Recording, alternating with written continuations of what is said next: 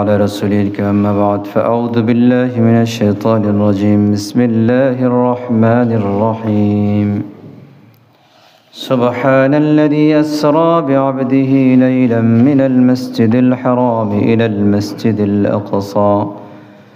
المسجد الأقصى الذي باركنا حوله لنريه من آياتنا إنه هو السميع البصير صدق الله مولانا العظيم وصدق رسوله النبي الكريم ونحن على ذلك من الشاهدين والشاكرين اللهم انفعنا بالقرآن العظيم ونفعنا وإياكم بالآيات والذكر الحكيم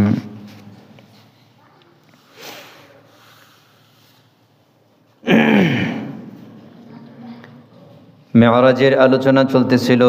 হুজুর সাল্লাল্লাহু আলাইহি ওয়াসাল্লাম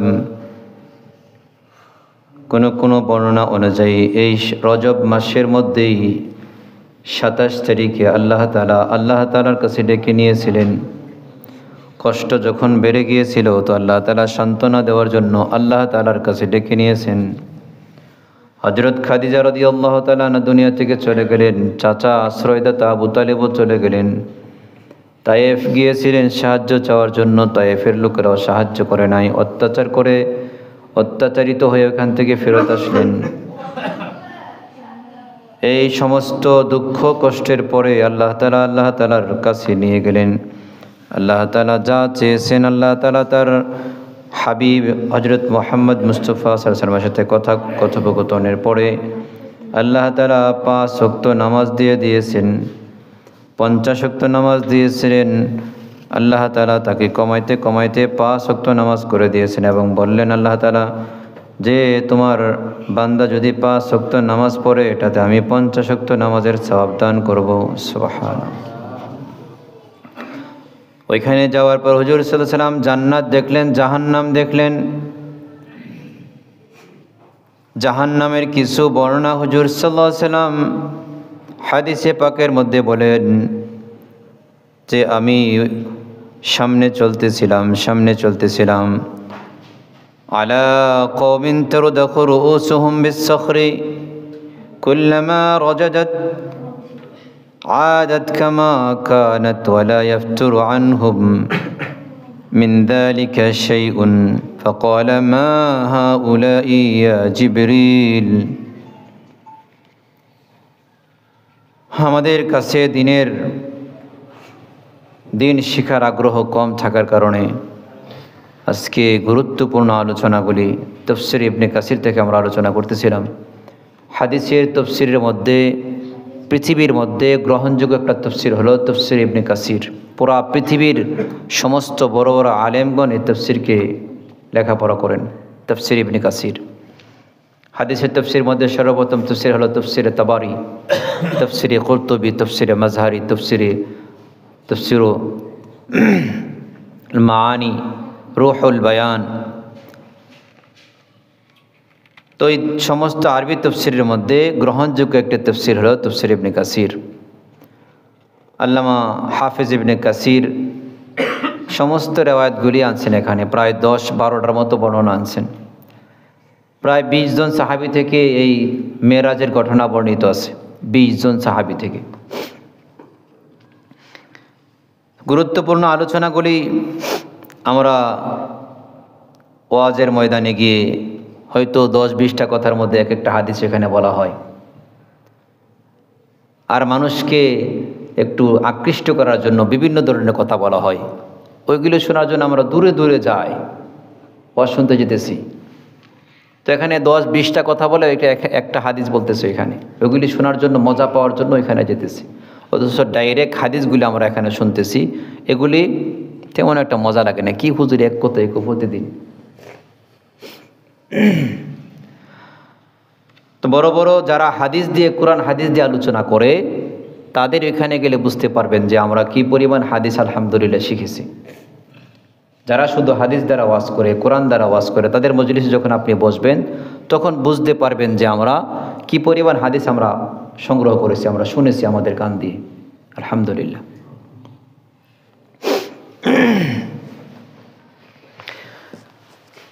তো হুজুর বলেন, আমি জাহান্নাম দেখতে দেখতে দেখলাম কিছু লোককে তাদের মাথার মধ্যে বড় বড় পাথর দ্বারা আঘাত করা হইতেছে আর মাথাটা ফেটে যেতেছে।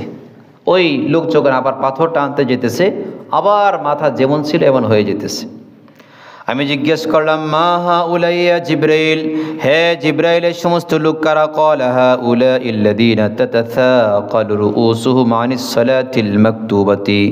জিবরাইল আলাইহিস সালাম বললেন, এই সমস্ত লোক হলো ওই সমস্ত লোক যাদের ফরজ নামাজের ক্ষেত্রে তাদের মাথা ভারী হয়ে থাকতো, অর্থাৎ ফরজ নামাজ তারা না পড়ে ঘুমায় থাকতো। ফরজ নামাজের পড়ার ক্ষেত্রে তাদের মাথা ভারী হয়ে আছে, মানে এত বড় মাথা লইয়া মাথা উড়াইতে পারে না বিছানা থেকে, ঘুমাই থাকে। মাথা উঠাইয়া নামাজ পড়তে যা আসবে, ওই আরামের ঘুম ছাইরা আর নামাজ পড়তে আসে না, ঘুমাই থাকে। ثم على قوم على أقبالهم رقاع وعلى أدبارهم رقاع يسرحون كما تسرح الإبل والنعم ويأكلون الضريع والزقوم ورضف جهنم وحجارتها. قال فما هؤلاء يا جبريل؟ قال هؤلاء الذين لا يؤدون صدقات أموالهم وما ظلمهم الله شيئا وما الله بظلام للعبيد. যাদের কানে আওয়াজ যাইতেছে আমরা একটু পরে দোয়া করবো ইনশাআল্লাহ। এখানে তাবারুক আছে, তাবারুক খাইতে হবে, সবাই চলে আসেন, দোয়া করে দিব ইনশাআল্লাহ, একটু পরেই দোয়া করে দিব। এই তাবারুকগুলি কাজে লাগতে হবে তো, চলে আসেন। যারা বাহিরে ঘোরাফেরা করতেছেন, তাবারুকগুলি কাজে লাগার জন্য আপনারা মসজিদে চলে আসেন। যাদের কানে আওয়াজ যেতেছে তাদেরকে বলবো মসজিদের বরকতে তাবারক নেওয়ার জন্য আপনারা একটু দয়া করে মসজিদে চলে আসেন। বড় মানুষগুলি, হ্যাঁ বড় মানুষগুলি বলতেছি।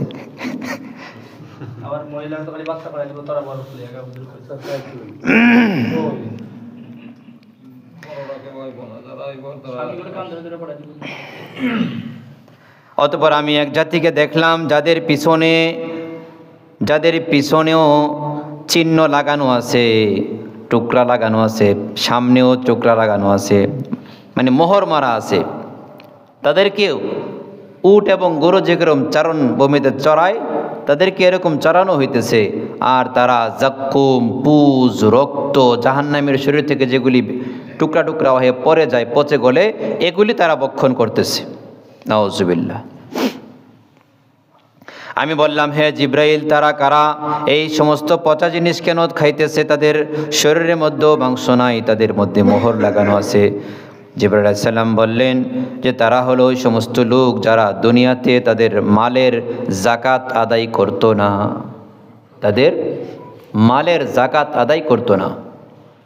আল্লাহ তাআলা তাদের উপর জুলুম করেন নাই, বরং তারা নিজেরাই নিজেদের উপর জুলুম করেছে। গরিবদেরকে কি যাকাতের মাল দিবে? ওই খাইতে পায় না, লক্ষ লক্ষ টাকা, এরপর ওর যাকাত কি দিব? ওই মানুষের যাকাত খায়। যাকাত মানুষের দিবে কি? মানুষের যাকাত দিয়ে খায়, অথচ ও যাকাত দেওয়ার উপযুক্ত, সে মানুষের যাকাত খাইতেছে। তাদের মালের যাকাত তারা আদায় করতো না। আল্লাহ তাআলা তাদের উপর জুলুম করেন নাই, আর আল্লাহ তাআলা কার উপর জুলুম করেনও না। সুম্মা তাআলা কওমিন বাইনা আইদিহিম লাহমুন নাদিজুন ফি কদরিন ওয়া লাহমুন আখারা নাইউন কজরুন خبيث فجعلوا يأكلون من اللحم النيء الخبيث ويدعون النضيج الطيب فقال ما هؤلاء يا جبريل؟ فقال هذا الرجل من أمتك تكون عند المرأة الحلال الطيبة فيأتي امرأة خبيثة فيبيت عندها حتى يصبح والمرأة تقوم من عند زوجها حلالا طيبا فتأتي رجلا خبيثا فتبيت معه حتى تصبح. হুজুর সাল্লাল্লাহু আলাইহি সাল্লাম বললেন, অতঃপর আমি এমন এক জাতি দিয়ে অতিক্রম করলাম যাদের সামনে ভালো গোস্ত রাখা আছে, সুন্দর সুস্বাদু গোস্ত রাখা আছে, ভুনা গোস্ত, আর আরেক পাশে দুর্গন্ধযুক্ত পচা গোস্ত রাখা আছে। ওই পচা গোস্তগুলি সে খাইতেছে, ভালো গোস্তগুলি, ভালো বিরিয়ানি যে চকচক করতেছে, গন্ধ সুঘ্রাণ আসতেছে, এগুলি খাইতেছে না। আমি বললাম, জিব্রাইল এই সমস্ত লোক কারা? জিব্রাইল আলাইহিস সালাম বললেন, এটা হলো আপনার উম্মতের ওই ব্যক্তি যার হালাল স্ত্রী ছিল, পবিত্র স্ত্রী ছিল। পবিত্র স্ত্রী থাকার পরেও সে খবিস অন্য হারাম জায়গায় গিয়ে অন্য মহিলার কাছে গিয়ে রাত্র কাটাইতো। নিজের হালাল স্ত্রী থাকার পরেও 500, 100, 1000, 2000, 5000 দিয়ে অন্য মহিলার সাথে রাত্রে গিয়া থাকতো। এক মহিলার সাথে কত থাকবো? ওইখানে টাকা হইলে খাওয়ান যা, ঘরে কিন্তু বাজার করুন না, আবার টাকা থাকে না। ওই যে ওইখানে মহিলারা দিয়ে পরে গিয়ে টাকা কামাই করে, ভালো টাকাই, কিন্তু ওই টাকা গিয়া ওই যে হোটেলও দিয়ে আস পরে। অথবা চুক্তি করা মহিলা আছে, এখন তো বাসা বাড়ি মাশাআল্লাহ হোটেল আছে। শহরে তো হোটেল লাগে না, নিজের বাসার মধ্যে হোটেল খুললা রয়েছে, টাকা দিল এখানে গিয়ে রাত্রে থেকে আসা পরে, সহজ, আর কোনো যাইতে হয় না, সহজ ব্যবস্থা। ওই সমস্ত পুরুষ যাদের হালাল স্ত্রী থাকা সত্ত্বেও হারাম মহিলার কাছে গিয়ে রাত্র কাটায়, ওই সমস্ত মহিলা যাদের হালাল স্বামী থাকা সত্ত্বেও, জামাই বিদেশ থাকে, জামাই তো একটা আছে, ওইখান থেকে টাকা পাঠা, আর এইখান থেকে পুরুষের সাথে থাকে, আবার টাকাও পায় অতিরিক্ত। লাভ সমস্যা কি? টাকা পাইতেছে, নিজের চাহিদাও পূরণ হইতেছে। হ্যাঁ, অথবা স্বামী দূরে থাকে, তার খবর নেয় না, টাকা পয়সা স্বামীর থেকেও আসে, আলাদা নিজের চাহিদাও মেটাইতেছে, আবার টাকাও পেতেছে। ওই সমস্ত মহিলা যাদের হালাল স্বামী থাকা সত্ত্বেও পর পুরুষের সাথে রাত্র কাটায়, ওই সমস্ত মহিলারা হলো এই সমস্ত মহিলা যারা ভালো গোস্ত থাকার পরেও পচা গোস্ত খাইতেছে। তাদেরকে কিয়ামত পর্যন্ত এই শাস্তি দেওয়া হবে, তাদের মৃত্যুর পর থেকে এই শাস্তি চলতে থাকবে, তারা এই পচা গোস্তগুলি খেতে থাকবে। অথচ সামনে ভালো গোস্ত আছে, এটা খাবে না। ওয়ালমারআতু তাকুমু সুম্মা তাআলা খাশাবাতিন আলা الطريق لا يمر بها ثوب إلا شقته ولا شيء إلا خرقته قال ما هذا يا جبريل قال هذا مثل أقوام من أمتك يقعدون على الطريق فيقطعونها ثم تلا ولا تقعدوا بكل صراط توعدون وتصدون عن سبيل الله। অতঃপর দেখলেন সামনে যাওয়ার পরে এমন একটি জিনিস, একটি কাঠের টুকরা রাস্তার মধ্যে আছে, কেউ ওইখান দিয়ে যাইলেই তার কাপড় ছিঁড়া যা, ওইখানে ওইটার কাপড় তার মধ্যে লাগার পরে ছিঁড়া যা। তো আমি বললাম, এটা কে জিবরাইল? এটা কিসের উদাহরণ? তো জিবরাইল আলাইহিস সালাম বলেন, এটা হলো তোমার উম্মতের মধ্যে ওই সমস্ত লোক যারা রাস্তায় দাঁড়ায়া মানুষের ডাকাতি করত, এটা তাদের উদাহরণ। রাস্তায় দাঁড়ায়া মানুষের ডাকাতি করতো, একটু অন্ধকার পাইলেই বাস গাড়ি আটকে আসে, টাকা রেখে সেরাতে। এটা আমাদের ময়লার এখানে ডাকাতি করে, এনেই ডাকাতি করে। ওই রাস্তা দিয়ে আলাউদ্দিন বাইরে ওই চিবাতে যাইতে রইল, ওইখানে ডাকাতি করে। অন্ধকার পাইছে, কেউ দেখে না, এই দে কি আছে সব দিয়ে দে। এটা ডাকাতদের উদাহরণ। ওইখানে তারই শক্তি, আর কেউ শক্তি নাই, আশেপাশে কেউ দেখতেছে না। অথবা পরিপূর্ণ পুরা এলাকার মধ্যে তার ক্ষমতা আছে, এখানে এই টাকা দে, নাহলে তোর এই এলাকায় থাকতে দিব না, এই এলাকায় থাকতে হইলে আমার ট্যাক্স দিয়ে চলতে দিব। ওই সমস্ত ডাকাতদের শাস্তি ওইখানে দেওয়া হবে।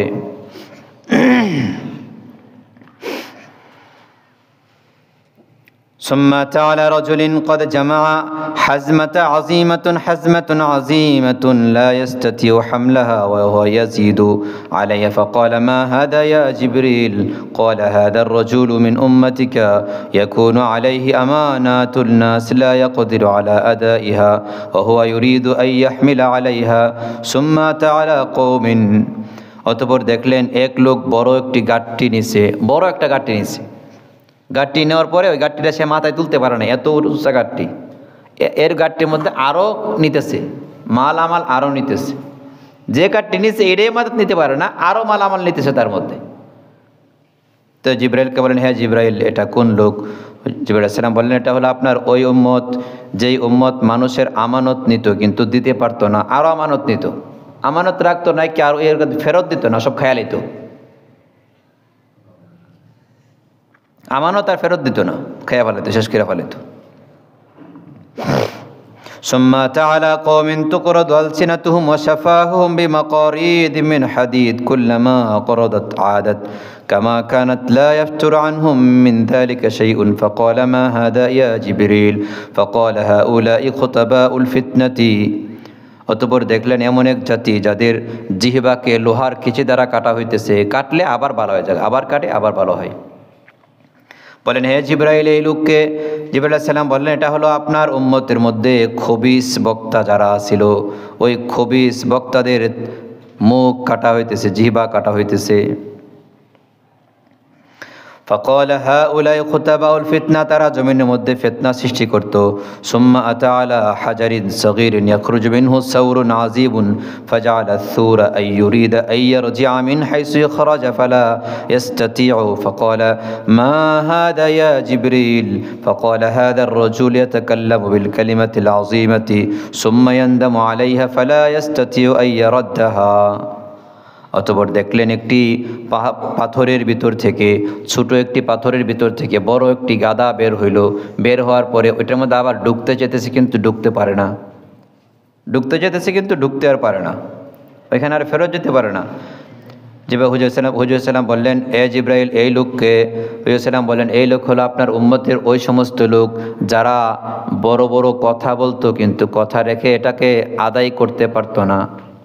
কথা বলার সময় বড় বড় কথা বলতো কিন্তু ওই কথাটা আর রাখতে পারতো না। কিন্তু মুসলমান এমন হবে না, যা কথা দিবে তার এটা আদায় করতে হবে, কথা অনুযায়ী তার ওই কথাকে পুরা করতে হবে।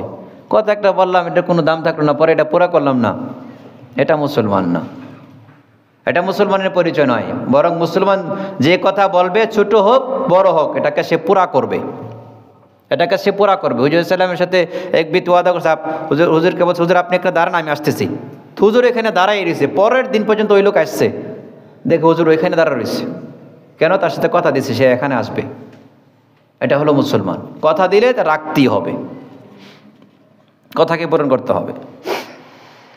ثم أتى على واد فوجد ريحا طيبة باردة وريح مسك وسمع صوتا فقال يا جبريل ما هذه الريح الطيبة الباردة وما هذا المسك وما هذا الصوت قال هذا صوت الجنة تقول يا ربي ائتني بما وعدتني فقد كثرت غرفي واستبرقي وحريري وسندسي وعبرقي ولؤلؤي ومرجاني وفضتي وذهبي وأكوابي وصحافي وباريقي وأكواسي وعسلي ومائي ولبني وخمري فأتني بما وعدتني فقال لك كل مسلم فقال لك كل مسلم ومسلمة ومؤمن ومؤمنة ومن آمن بي وبرسولي وعمل صالحا ولم يشرك بي شيئا ولم يتخذ من دوني أندادا ومن خشيني فهو آمن ومن سألني أعطيته ومن أقرضني جزيته ومن توكل علي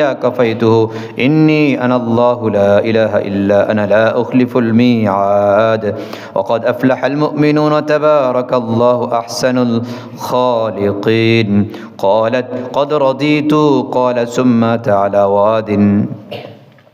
অতঃপর হুজুর সাল্লাল্লাহু আলাইহি সাল্লাম এমন একটি উপত্যকায় গেলেন যেখানে খুব সুঘ্রাণ আসতেছে, ঠান্ডা মৃদু হাওয়া আসতেছে, সুঘ্রাণ মৃদু ঠান্ডা হাওয়া আসতেছে, বাতাস আসতেছে, একটি সুন্দর একটি আওয়াজ আসতেছে। তো বললেন, এ জিবরাইল, এটা কিসের আওয়াজ, কিসের সুঘ্রাণ? তো জিবরাইল আলাইহিস সালাম বললেন, এটা হলো জান্নাতের আওয়াজ। সুবহানাল্লাহ, জান্নাত থেকে আওয়াজ আসতেছে।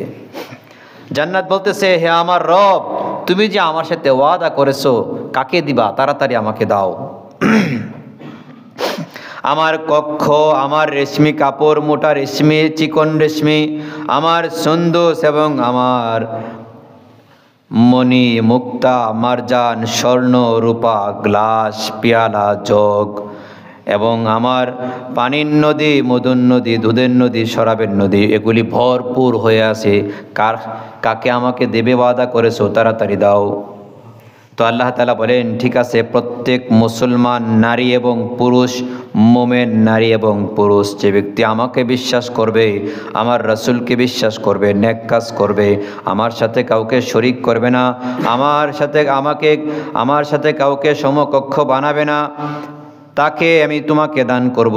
এবং যে ব্যক্তি আমাকে ভয় করলো সে আমার প্রতি ঈমান আনলো, যে ব্যক্তি আমার কাছে চাইলো আমি তাকে দান করি, যে ব্যক্তি আমার কাছে আমাকে কর্জে হাসানা দেয় আমি তাকে প্রতিদান দেই, যে ব্যক্তি আমার প্রতি ভরসা করে আমি তার জন্য যথেষ্ট হয়ে যাই। আমি হলাম আল্লাহ, আমি ব্যতীত কোনো মাবুদ নেই, আমি কোনোদিন ওয়াদাকে ভঙ্গ করি না। সফলতা অর্জন করেছে ওই সমস্ত মুমিনরা যারা ঈমান এনেছে। আল্লাহ তাআলা উত্তম সৃষ্টিকারী। তখন ওই জান্নাত বলে, হে আল্লাহ, আমি সন্তুষ্ট হইলাম। قال ثم أتى على واد فسمع صوتا منكرا ووجد ريحا خبيثة فقال ما هذه الريح يا جبريل وما هذا الصوت؟ فقال هذا صوت جهنم تقول يا ربي ائتني بما وعدتني فقد كثرت سلاسلي وأغلالي وسعيري وحميمي وضريعي وغساقي وعذابي وقد بعد قعري واشتد حري فأتني بما وعدتني قال لك كل مشرك ومشركة وكافر وكافرة وكل خبيث وخبيثة وكل جبار لا يؤمن بيوم الحساب قالت قد رضيت। হুজুর সাল্লাল্লাহু আলাইহি ওয়াসাল্লাম বললেন, অতঃপর আমি আরেকটু চলতে থাকলাম। চলার পরে দুর্গন্ধ দেখতে পাইলাম, দুর্গন্ধ নাক দিয়ে আমি শুনতে পাইলাম এবং খুব বিশ্রী আওয়াজ, কান্নার আওয়াজ, চিৎকারের আওয়াজ শুনতে পাইলাম, খারাপ আওয়াজ। আমি বললাম, এটা কিসের দুর্গন্ধ আর আওয়াজ কিসের? জিবরাইল আলাইহিস সালাম বললেন, এটা হলো জাহান্নামের আওয়াজ। জাহান্নাম বলতেছে আমাকে, হে আল্লাহ, তুমি যাদেরকে ওয়াদা করেছো দিবা তাড়াতাড়ি দাও। আমার সিগল, আমার বেরি, আমার জাহান্নাম, আমার গরম পানি, আমার পুজ এবং রক্ত, আমার আযাব অনেক বেড়ে গেছে, আমার গভীরতা অনেক বেশি হয়েছে। তুমি কাকে আমার সাথে ওয়াদা করেছো তাড়াতাড়ি আমাকে দাও। তো আল্লাহ তাআলা বলেন, তোর জন্য আমি রেখে দিয়েছি প্রত্যেক মুশরিক মহিলা এবং পুরুষ, প্রত্যেক কাফের মহিলা এবং পুরুষকে আমি তোকে দেব, প্রত্যেক খবিস মহিলা এবং পুরুষকে আমি তোকে দান করব, এবং প্রত্যেক জালেম অত্যাচারী যে ব্যক্তি আল্লাহকে আখেরাতকে বিশ্বাস করে না ওই অত্যাচারীকে তোকে আমি দিব। তখন জাহান্নাম বলে, ঠিক আছে, আমি সন্তুষ্ট। ثم سار إلى حتى أتى ببيت المقدس فنزل فربط فرسه الصخرة ثم دخل فصلى معه الملائكة।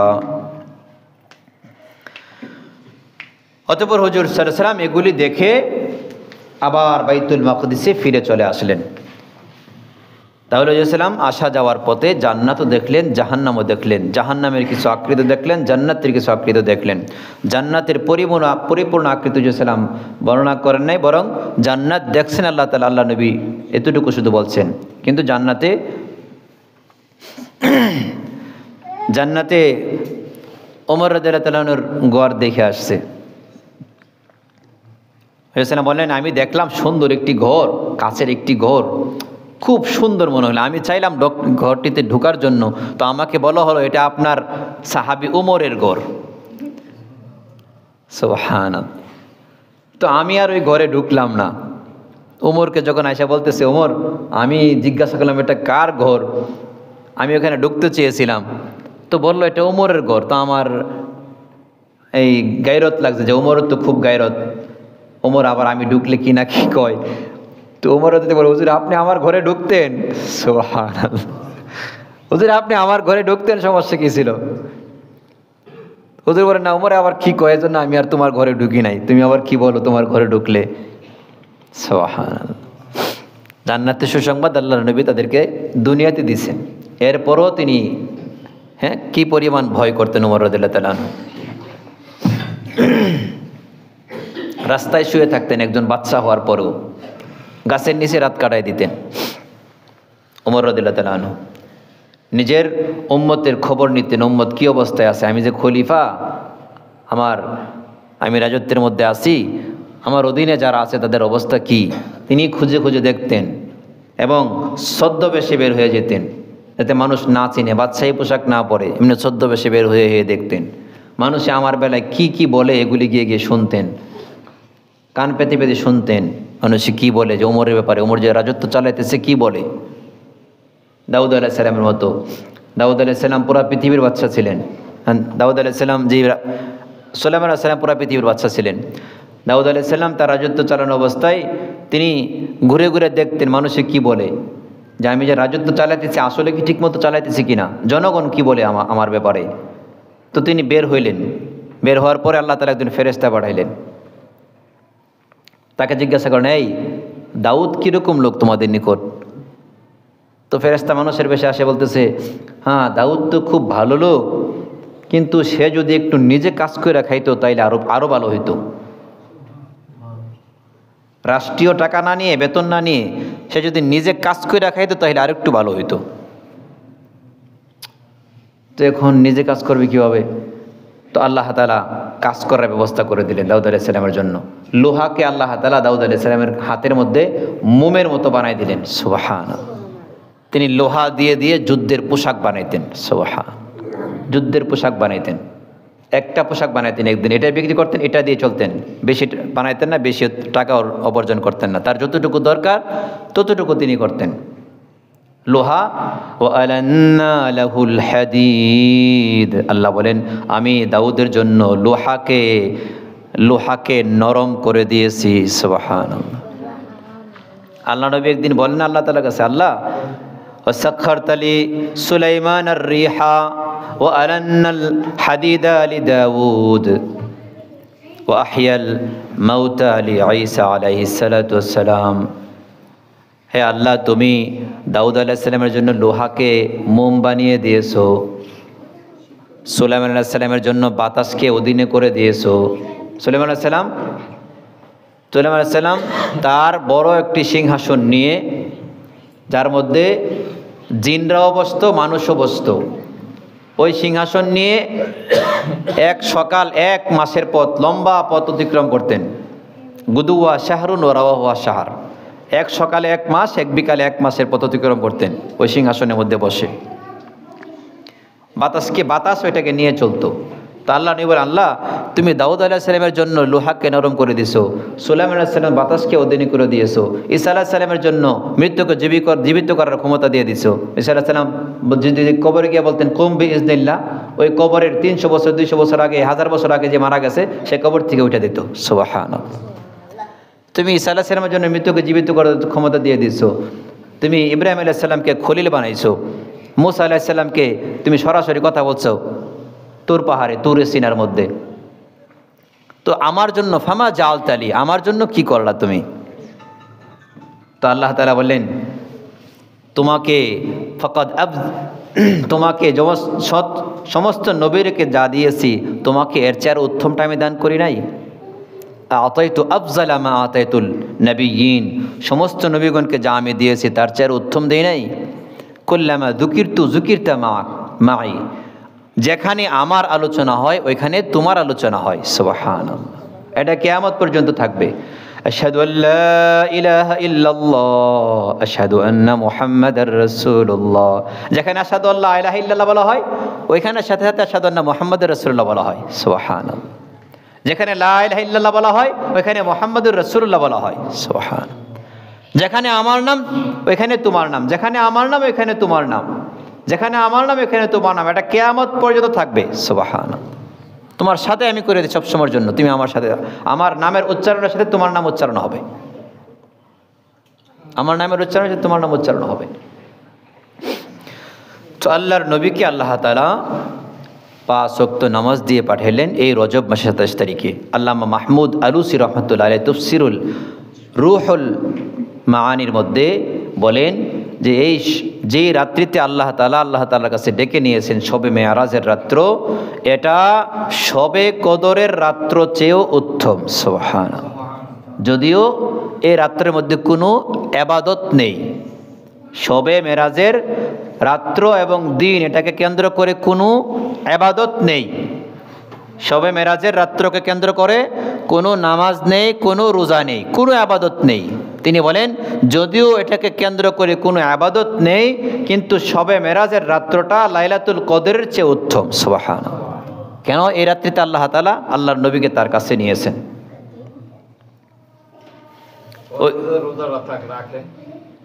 রোজা সবে মেরাজের উপলক্ষে কোনো রোজা নাই। এমনি কি রোজা রাখলে, নফল রোজা রাখতে পারে, কিন্তু এটা উপলক্ষে কোনো রোজা নেই। এই রাত্রকে উপলক্ষে কোনো নামাজও নেই, কোনো রোজা নেই, কোনো আবাদত নেই। সোজা কথা, কোনো আবাদত এই সবে মেরাজকে উল্লেখ করে কোনো আবাদত নেই। আমরা শুধু একটু স্মরণ করানোর জন্য এখানে আলোচনা করি। হুজুর সাল্লাম যে মেরাজে গিয়েছিলেন, ওইটাকে স্মরণ রাখার জন্য আমরা আলোচনা করি। হুজুর সাল্লাম আল্লাহ তাআলার তরফ থেকে কি কি নিয়ামতগুলি, কি কি নিদর্শনগুলি আল্লাহ তাআলার তরফ থেকে ওইখানে গিয়ে দেখে আসছিলেন, এগুলি আমরা আলোচনা করি কেন? ওইটা স্মরণে রাখার জন্য, যে হুজুর সাল্লামের সবচেয়ে মুজিজার মধ্যে বড় একটা মুজিজা হলো এই মেরাজ। হুজুর সাল্লামের অলৌকিক আশ্চর্যজনক ঘটনা হুজুর সাল্লাম থেকে যেগুলি ঘটেছে, তার মধ্যে সবচেয়ে বড় একটি আশ্চর্যজনক ঘটনা হলো আল্লাহর নবীকে আল্লাহ তাআলার দরবারে সপ্তম আকাশের উপরে নিয়ে যাওয়া। সুবহানাল্লাহ। সপ্তম আকাশের উপরে, এবং রাত্রে বেলায়, একই রাতে, এবং এত অল্প সময়ের মধ্যে। বৈজ্ঞানিকদের মত অনুযায়ী আলোর গতি যতটুকু, আলোর গতির চেয়ে যদি কোনো জিনিসের গতি বেড়ে যায়, তার জন্য সময় আটকায়া যায়। আলোর গতির চেয়ে যেই গতি, এর চেয়ে আরও বেশি যদি দ্রুত গতিতে কোনো জিনিস চলে, ওইটার জন্য সময় বন্ধ হয়ে যায়। তো আল্লাহর নবীকে এর চেয়ে আরও কত দ্রুত গতিতে নিয়ে গেছেন, কিন্তু আল্লাহ তাআলা এটাকে কুদরতে বন্ধ করে দিয়েছেন, যেটা আমাদের ব্রেনের মধ্যে আসবে না। সময় কি এরকম বন্ধ করে দিয়েছেন যে আল্লাহর নবী উজু করে গিয়েছেন, উজুর পানি গড়াইতেছে। সুবহানাল্লাহ। বিছনা থেকে উঠে গিয়েছেন, ওই বিছনা এখনো গরম। আল্লাহ তাআলা সময়কে কীভাবে বন্ধ করে দিয়েছেন। অথচ বাইতুল মাকদিস, মক্কা মুকাররমা থেকে ফিলিস্তিন, ওইখানে যাইতে 1 মাসের পথ। 1 মাসের পথ। এবং হুজুর সাল্লাম রাস্তার মধ্যে ওরা যে ওদের উটকে হারাইয়া ফেলছে, সাদা এবং কালো ডোরাওয়ালা একটা উট ছিল, তাদের হারায় গেছে। ওই উটকেও দেখে আসছে হুজুর সাল্লাম আসার সময়। আল্লাহ তাআলার কুদরত বোঝা যায় না। ওইখানে যেহেতু দেখে আসছে, তাহলে ওইখানে সময়টা চলমান, হুজুর সাল্লাম ওই তাদের উট যে হারাইয়া ফেলছে, তারা আলোচনা করতেছে, এটা হুজুর সাল্লাম দেখে আসছে। তাহলে বোঝা গেছে সময় এখানে চলমান, তাদের কাছে সময় চলমান, তারা উটকে হারাইয়া ফেলছে। তাদের ওইখানে একটা পাত্র ঢাকা ছিল, পানি রাখছিল। হুজুর সাল্লাম ওই পাত্র থেকে পানিও পান করছেন এবং আবার ডেকে দিয়ে আসছেন।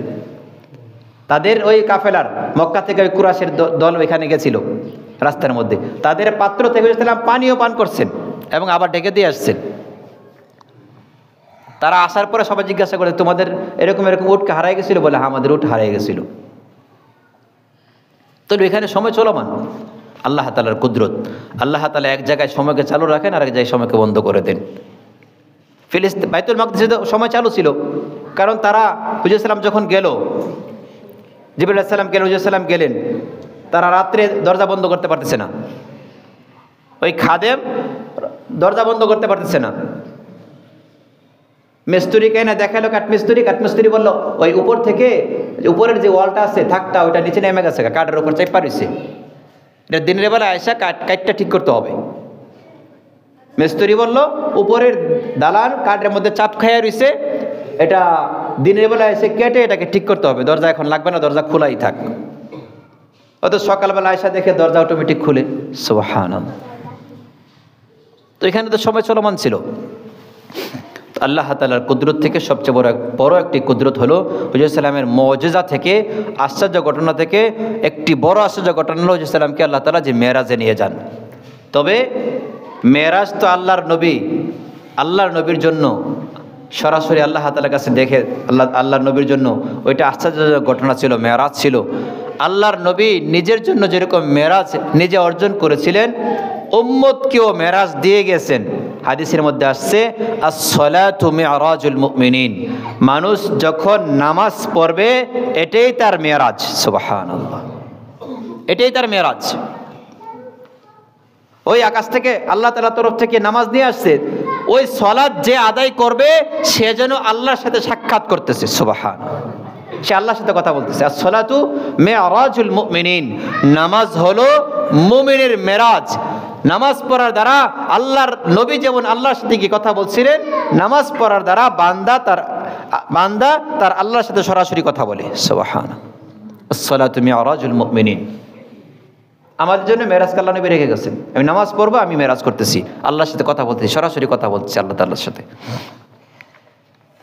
আর আল্লাহ তাআলা উত্তর দেয়, হাদিস বুখারী মুসলিমের হাদিস, বান্দা যখন বলে আলহামদুলিল্লাহ, তখন আল্লাহ বলেন তুমি আলহামদুলিল্লাহ কাল পড়ছো, কার আলহামদুলিল্লাহ বলতেছো?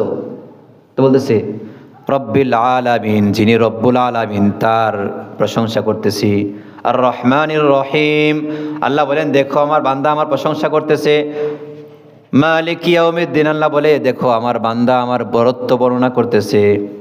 ইয়্যাকা না'বুদু ওয়া ইয়্যাকা নাস্তাঈন, যখন বান্দা বলে আল্লাহ তাআলা বলে হাযা লি ওয়া লি আবদি, এটা আমার অর্ধেক, আমার বান্দার অর্ধেক। সুবহানাল্লাহ। ইয়্যাকা না'বুদু ওয়া ইয়্যাকা নাস্তাঈন, ইয়্যাকা না'বুদু বান্দার, ইয়্যাকা নাস্তাঈন আল্লাহর। সুবহানাল্লাহ। ওয়ালি আবদি মা সাআল, আর এখন বান্দা আমার কাছে যা চাবে আমি সব দিয়ে দেব। সুবহানাল্লাহ, সব দিয়ে দেব। তখন বান্দা কি চাইতেছে? ইহদিনাস সিরাতাল মুস্তাকিম সিরাতাল্লাযীনা আন'আমতা আলাইহিম গায়রিল মাগদুবি আলাইহিম ওয়ালাদ-দাল্লিন। আল্লাহ তোমার কাছে হেদায়েত চাই। হেদায়েত হলো সবচেয়ে বড় নিয়ামত। হেদায়েত এটা যে কোনো সময় আমার থেকে চলে যেতে পারে, এটাকে আমার ধরে রাখতে হবে মৃত্যু পর্যন্ত। আমি যত বড় আল্লাহর ওলি হই, ওইখান থেকে ঠুস করে শয়তানে আমাকে নামায় ফেলবে। শয়তানে আমাকে এখান থেকে শয়তান আমাকে দাঁড়ায় রয়েছে, প্রত্যেক গলিতে গলিতে শয়তান দাঁড়ায় আছে যে আমাকে কিভাবে পথভ্রষ্ট করবে, আমার আমল কিভাবে নষ্ট করবে। আমি আমল করতেছি, প্রচুর আমল করতেছি, ইশরাক পড়ি, তাহাজ্জুদ পড়ি, চাষ পড়ি, সব পড়ি, কিন্তু এরপরও শয়তান আমার পিছনে লেগে আছে আমার আমলগুলি কিভাবে নষ্ট করে জাহান্নামে নেওয়া যায়। শয়তান সবসময় দাঁড়ায় আছে আমার পিছনে, শয়তান সবসময় দাঁড়ায় আছে। এজন্য শয়তানের বিরুদ্ধে সবসময় আমাকে সজাগ থাকতে হবে। আমার আমলগুলি না বরবাদ হয়ে যায়, নষ্ট হয়ে যায়। আমি এত কষ্ট করে আমল করতেছি, শয়তান না আমাকে পিছলে ফালাইয়া দেয়। শয়তান আমাকে দাঁড়াই রয়েছে পিছলে ফালানোর জন্য। ওই যে হারেসা রাদিয়াল্লাহু তাআলা আনহু, বহুত বড় আমলি সাহাবী ছিলেন। রাত্রে জাগরণ করে করে ইবাদত করতেন, রাত্রে তাহাজ্জুদের নামাজ পড়তেন, দিনের বেলা রোজা রাখতেন। তো সালাম যখন বললেন কাইফা আসবাহতা ইয়া হারেসা, তুমি আজকে সকাল কিভাবে করলে, মানে আমলের হিসাব চাইলেন, তুমি কিরকম সকাল করলা, সারাদিন কিরকম আমল করলা। কাইফা আসবাহতা ইয়া হারেসা, তো হারেসা বললেন আসবাহতু মুমিনান হাক্কা, হুজুর আমি পরিপূর্ণ মুমিন হিসেবে সকাল করেছি। তার কি ভরসা ছিল আমলের উপর, হুজুর আমি পরিপূর্ণ মুমিন হিসেবে সকাল করেছি। তো হুজুর বললেন অনজুর মা তাকুল, হে হারেসা কি বলতেছো একটু হিসাব করে বলো। ফাইন্না লিকুল্লি শাইইন হাকিকা ওয়া মা হাকিকাতু ঈমানিকা, প্রত্যেক জিনিসের একটা বাস্তবতা আছে। তোমার ঈমানের বাস্তবতা কি হিসেবে তুমি দাবি করতেছো যে মুমিন হয়ে সকাল করেছো? তো তিনি বলেন আসহারতু লায়ালি ওয়া আজমাতু নাহারি ফাকান্নি আনজুরু ইলা আরশির রহমান বারিজা। তিনি বলেন আমি রাত্রি জাগরণ করেছি, রাত্রি জাগরণ করে করে আবাদত করেছি। ওয়া আজমাতু নাহারি, দিনের বেলায় রোজা রেখেছি। আমি আবাদত করতে করতে আমি এখন এরকম হয়ে গেছে, আমার কাছে এরকম মনে হয় কাআন্নী আনজুরু ইলা আরশির রহমানি বারিজা, আমি কেমন যেন রহমানের আরশকে সরাসরি দেখতে পাই। সুবহানাল্লাহ, আমি কেমন যেন রহমানের আরশকে আমার সামনে মনে হয়। ওয়া কান্নী আনজুরু ইলা আহলিল জান্নাতি ইয়াতাযাওয়ারুনা ফিহা, আমি কেমন যেন জান্নাতবাসীদেরকে পরস্পর দেখি যে তারা একজন আরেকজনের সাথে সাক্ষাৎ করতেছে। সুবহানাল্লাহ। ওয়া কান্নী আনজুরু ইলা আহলিন নার ইয়াতাদাগুনা ফিহা, আমি কেমন যেন জাহান্নামবাসীদেরকে দেখি তারা পরস্পর ঝগড়া করতেছে। আমি কেমন যেন এরকম দেখি। তো হুজুর বলেন আরাফতা ফালজাম, হারেসা তুমি চিনতে পেরেছো, তুমি আল্লাহ তাআলাকে চিনতে পেরেছো, তুমি মারিফত হাসিল করেছো, এটাকে ধরে রেখো। ফালজাম, ধরে রেখো। তো বোঝা গেল কি যে কোনো সময় আমার হাতের থেকে ছুটে যেতে পারে, আমার ঈমান যে কোনো সময় নষ্ট হয়ে যেতে পারে, এটাকে ধরে রাখতে হবে, আমাকে ধরে রাখতে হবে। ফালজাম আরাফতা ফালজাম, তুমি মারিফত হাসিল করেছো, এটাকে ধরে রেখো, ধরে রেখো। তোর বিশেষ করে মেরাজ, শবে মেরাজ চলে আসছে, আর 18 দিন পরে শবে বরাত। আজকে থেকে 18 দিন পরে শবে বরাত, এর 15 দিন পরে রোজা। 18 দিন পরে শবে মেরাজ, শবে বরাত, শবে বরাতের 15 দিন পরেই রোজা, রোজা চলে আসতেছে। এই জন্য আমরা যেন এই মাস, এই রাত্র হিসেবে আমরা প্রস্তুতি নিই যে রমজান সামনে আসতেছে, রমজান সামনে আসতেছে, এই জন্য আমি যেন প্রস্তুত হই, নামাজ রোজা এবং আবাদত যেন আমি বাড়িয়ে দেই। হুজুর আগে থেকে সতর্ক করছেন, এই সামনে একটি মাস আসতেছে, খুব দামি মাস।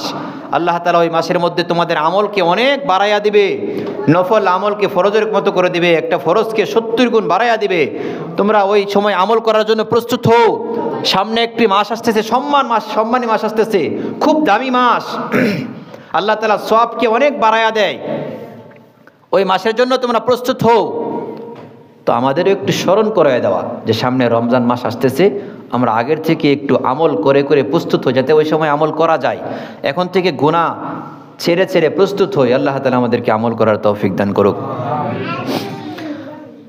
এটা বন্ধ করে দাও। সাল্লাল্লাহু আলা মুহাম্মাদ।